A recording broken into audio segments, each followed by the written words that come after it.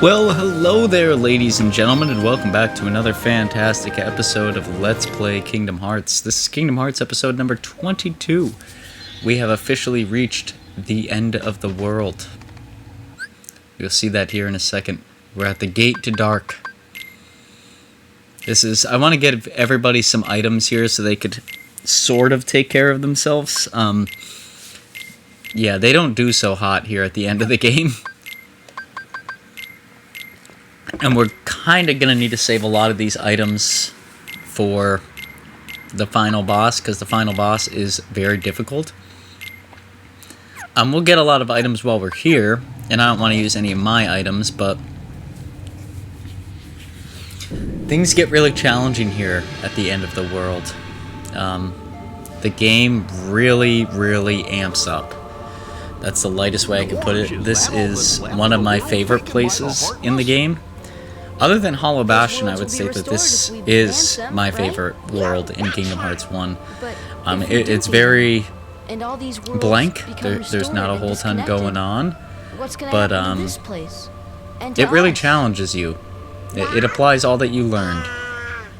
But here you can see we're starting to doubt what's going to happen to us when we defeat this world, right? Because in theory, it should disappear, and all of us should go poof, to quote Goofy here, but he says our hearts will make our way out of here, so I guess we'll just believe in him on that one, and go with the flow. I'll return this. But this is going to be split up, I think, into 3 parts. I go back here, I just want to save quick, I don't want to lose progress. And I don't want to have to use the fucking gummy ship to go back and get materials. Although it would be smart to do before the final boss fight. I don't particularly want to do it. But, yeah, I think this is going to be like a 3-part episode. Because the end of the game and Ansem's battle is worth its own episode in its own right. It's so long and tedious. But, yeah, I think there's enough leading up to that. And here you can see, like, every couple steps we take, we'll just get spawned with Heartless like this. They're new Heartless, which is cool. You know, they all have, like, different abilities that we haven't seen before, and they do cool sorts of stuff. But, you know, it's the same old deal, especially now that we're, like, really high level. We could take them out quite a bit easier. These ones in particular give out a good deal of HP back to us after we kill them. So at least they're like forgiving in that regard, you know? Like it's not like we're wasting a whole ton of our everything we've got up until this point. You can see I'm doing good damage when I hit them now. And these guys have like the most buffed HP in the game, Heartless wise. So I feel confident at this point that we'll be able to beat the game.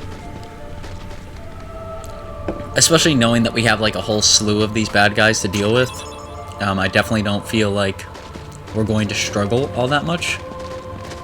But part of this being a 3-episode part series, I guess you would call it, is mainly because we're going to be, you know, like, I'm not going to be cutting out any of this.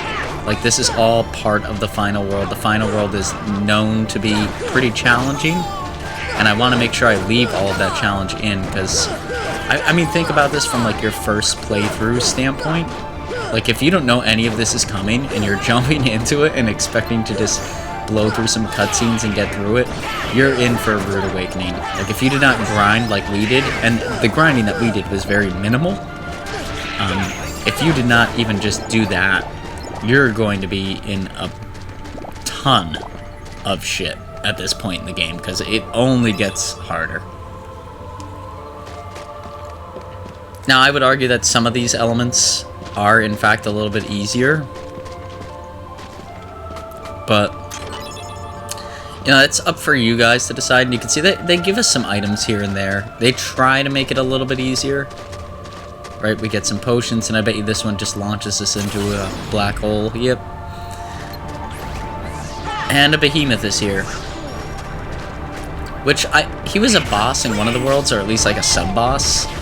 But it really goes to show, like, how unthought out he was, because they just start including him everywhere in this world. like, as a sub-boss for us to fight. There's multiple times we'll go against him. But he is no threat to us at this level. I mean, he really wasn't the last time we fought him either, but, I mean, especially now, he's like nothing to us. Like, it takes nothing to get through him. I'm only equipping Wind on us because it does extra damage to his horn when I stand by it. We do not need, like, the defensive buff that it gives. I just want to deal extra damage so I don't have to be in this fight as long as I could be. He's really not that difficult once you memorize, like, get up here, hit the shit out of his horn, knock him down, and kill him. Like, that's it. That's all that there is to know about this quote-unquote sub-boss. I get why he is a sub-boss, because he is kind of intimidating as just like an average Heartless, but like I said, when you deal with quite a few of them at this point, which I've played through the game multiple times, so I've dealt with a ton of these guys, he becomes sort of a schluff. You know, something, it's just intuitive how to deal with him. Get up on the back, continuously hit the horn, get off. Like, that's really all it amounts to anymore for myself. Then we get to see our first breakthrough of these guys. So these guys, you can get them down to about half, and then they just start, like, ducking any damage that you could deal to them. They're really annoying, but that's about it. They're not hard, as long as you're aware of, like, where they are, because, like, in this case, there's a couple of them out here on the field. So, like, in theory, they could do some damage, but they won't because of that. And we get a new item there, Gale, which is just like it's a harder to get item. If you want to return here in the post game and you need some Gale, hey, that's where to get it. But it's really not pivotal. It's an item for item synthesis. You can see I checked that out here because I'm not sure what the hell it is. Yeah, it's right there up on the right, yeah. So it's not ultra rare, but it's pretty rare. It's a good item in item synthesis. I'm not sure if we'll have any use for it. I'll have to check. So like I said, maybe we'll stop by the accessory shop once more to get items for the final battle, but I think right now we're at a pretty good point where we don't need to do that. I mean, it'd be nice to. It's always nice, right? Like, all this extra money is just going to go to nothing anyways. So we might want to use it for stuff that's actually beneficial to the team. Just as a thought. But like I said, it's not like it's, like, super critical. Like, if we don't use it for that, we're going to be entirely screwed for the ending battle. I think we're in good shape level-wise. I played through the game enough to know that we're in okay shape. Not the best I've ever been. I would say, like, early 60s is probably the best for Ansem. Right now we're, like, early 50s, mid 50s by the time we reach the end game. And it's not ideal. We're a little bit under-leveled, but I also know how to play the game a pretty good deal. So it's not like, yeah, we're not, like, desperately in need of items just to make it through. And I mean, half of the Ansem battle is solo, so I'm pretty sure I've saved that on the channel before. That isn't like a shocker here in this episode, like I'm breaking new ground or anything, but you know, a large percent of that battle is we have to do it on our own. So here you can see this one, and there's one more back down that way, and I'm hoping it doesn't have like a Heartless barrier into it, just because these get really old really quick. It's still my favorite world in that, like, it offers so much context into the game, but at the same point in time, like, it is quite annoying to have to deal with, like, all these Heartless over and over. You know, it ends up taking more time, and because it takes more time, like, that could be a real burden on the Let's Play, at least, because, like I said, I don't want to skip any element of this world. This world is meant to be explored in its fullest. But we got some Gale there, so I guess that makes it worth it. Now we want to go back here, and hopefully it's just not a hole into the darkness. That would really suck. It's just a hole into the darkness, alright. Kinda thought so. But leave no stone left unturned, I guess, right? It's not trying to 100% the game, but I don't want to miss any stupid things like that, because occasionally they put stuff that seems stupid out of the way like that, but turns out to be super critical to the overall playthrough. So, you know, it's worthwhile going back and getting. We got an AP up, that's good. I think that's the one I give to Donald, because there's nothing in AP range that we could even realistically use. Whereas Donald here, yeah, Goofy, I check out Goofy, but Donald, if we get rid of Treasure Magnet, because he won't really need it, that'll give him 4, and then we give him that one more, he can use Leaf Bracer, which means that when he's attacked in battle, they can't bounce him out of using a heal, whether it be on myself or on another teammate. So that could actually prove to be really pivotal. Because if Donald's trying to heal us, I would not want him to get kicked out of that screen. And there, you could, yeah, we're all level 50. Early 50s. So yeah, like I said, we're definitely under-leveled here. But not like so much that it's like we can't beat the game. I would say that to anybody playing the game. You could beat the game at this level. It's not that hard. It might be a little bit challenging. Like, if you're struggling with the game as a whole, it will be challenging. But as a whole, it shouldn't be terrible. That would be my cup of tea feedback, I guess. Like, you should be able to get through it at this level. Let's see, who do we go up against? Oh, one of these fucking guys again, of course. Like I said, they're not as hard as the game tries to make them out to be. You know, you just keep pounding this horn until he falls down, and then when he falls down, just get down on the ground and hit the horn at level. So that way you deal the most damage as humanly possible. You can see we're already close to the green health. He's more of a pain in the ass than he is anything else. Like, it's not ultra hard to deal with him by any means. Yeah, I mean, we've already beaten him once, and we beat him in a boss format as well, where he had, like, double health. So it's not like the game is giving us, like, some new challenge, and I want to get out of the way of that. Not that I don't want to be hit with it, because obviously I get hit there, but I just don't want to fall off his horn on the front, because it seems like we're right here on the boundary of the actual thing, which you can see we are, because I try to drop down and hit him, and it won't let me drop down, which is kind of bullshit, because it means I'll have to deal with him once more.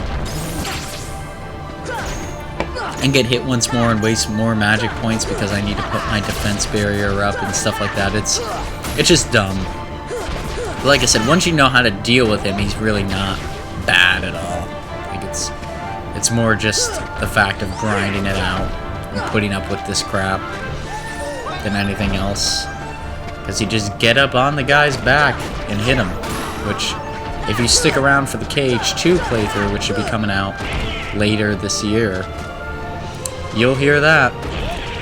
You'll hear get up on the back and hit him about 150,000 times. So, if that's any input as to what's to come. If anything here, like, destroying guys like that gives us a maximum. Yeah, you can see we're getting a shitload of items that are really helpful. A shitload of MP and a shitload of HP. So, if anything, it helps with that kind of stuff.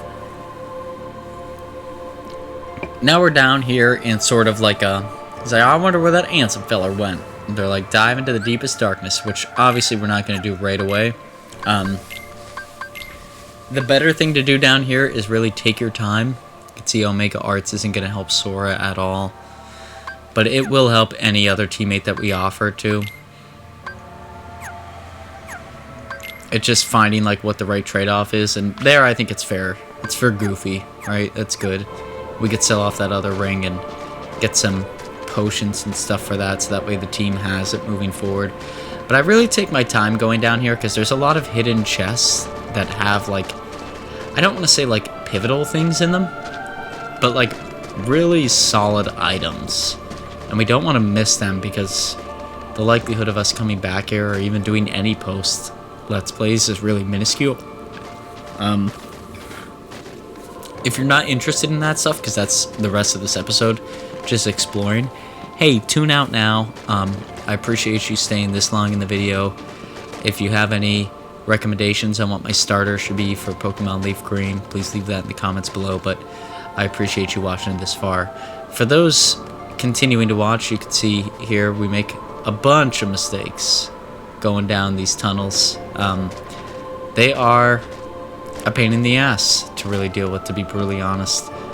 Some of the stuff is easy to find, some of it not so easy. That's why I spend my time looking around, because I remember there's like a few that are hidden, like that one down there, that are just a pain in the ass to get to. And like I said, once you're done with this world, like coming back here and searching for them, number one, it's not something you want to do because you run into all those Heartless again and again. Number two, it's just a huge pain in the ass to remember what you have, what you don't have, and everything like that. Like it just becomes such a hassle to get that stuff. And you can see that portal down there is where Ansem went, where his path went. There's a few additional things we have to beat, some bosses, some subcategories and things like that, before we actually reach Ansem himself, the good old Seeker of Darkness. But, you know, until then, like I said, I want to explore this cave because I know I won't be coming back here. It's kind of minute to come back here. There's really no purpose for it other than saying I won 100% of the game in case we miss an item here, but I don't want to miss it because although I don't want to 100% the game, I want to give it a good, honest attempt at a playthrough. You know, I try to do that with all the playthroughs that we do on this channel. Even the Pokemon stuff, it's like I do a lot of the submissions and things like that, even though sometimes I don't include them on the episodes. They're still definitely done. It's just,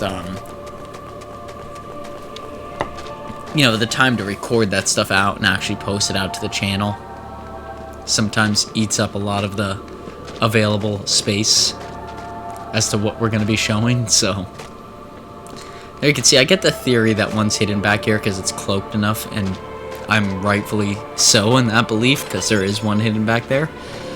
But with only about a minute left, I am going to call it there, guys.